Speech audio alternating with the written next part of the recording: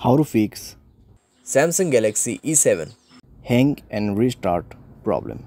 नमस्कार दोस्तों, स्वागत है आप सभी का तिकराज यूट्यूब चैनल पर।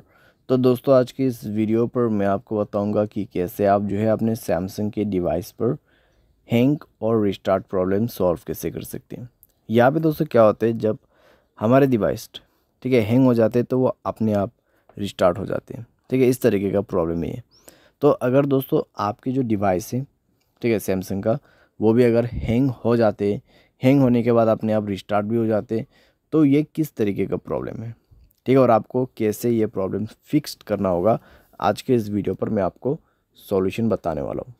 वीडियो को अंत तक देखिए, जो भी सॉल्यूशन मैं आपको बताऊँगा उसको फॉलो करें, आपका प्रॉब्लम सॉल्व हो जाएगा। ठीक है, वीडियो शुरू करने से पहले दोस्तों, अगर आपने चैनल को सब्सक्राइब नहीं किया है तो सब्सक्राइब करते हुए बेल आइकन को क्लिक करें। अगर आप ऑनलाइन पैसा कमाना चाहते हैं तो वीडियो डिस्क्रिप्शन पर आपको लिंक मिल जाएगा। किसी भी प्रॉब्लम के रिगार्डिंग पर आप हमें ट्विटर पर फॉलो करके मैसेज करें। तो चलिए दोस्तों, वीडियो शुरू करते हैं।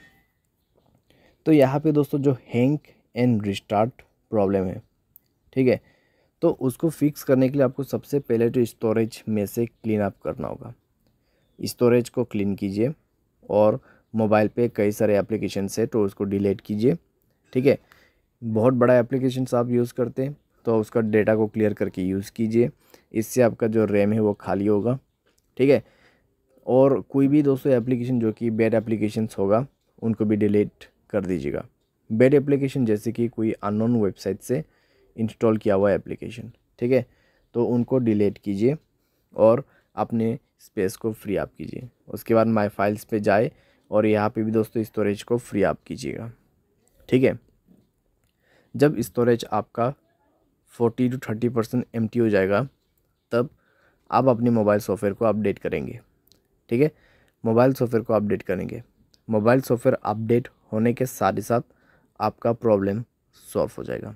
ठीक है, तो हैंग और रिस्टार्ट का जो इशू है आप इसी तरीके से फिक्स कर सकते हैं।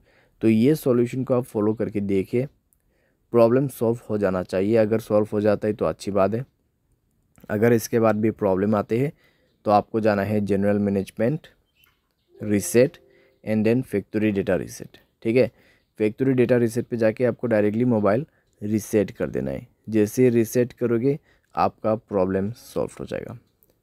तो इस तरीके से दोस्तों आप अपने हैंग एंड रिस्टार्ट प्रॉब्लम को फिक्स कर सकते हैं। तो जितना भी मैंने आपको सॉल्यूशन बताया दोस्तों, उसी को फॉलो कीजिएगा तो आपका प्रॉब्लम सॉल्व हो जाएगा। आपको कोई भी दिक्कतें बाद में नहीं होगा। ठीक है, तो जो पॉसिबल सॉल्यूशन था मैंने आपको वही बताया, तो आप भी उसी को फॉलो कर लेना। उम्मीद करते हैं आपको ये वीडियो पसंद आया होगा। Thanks for watching.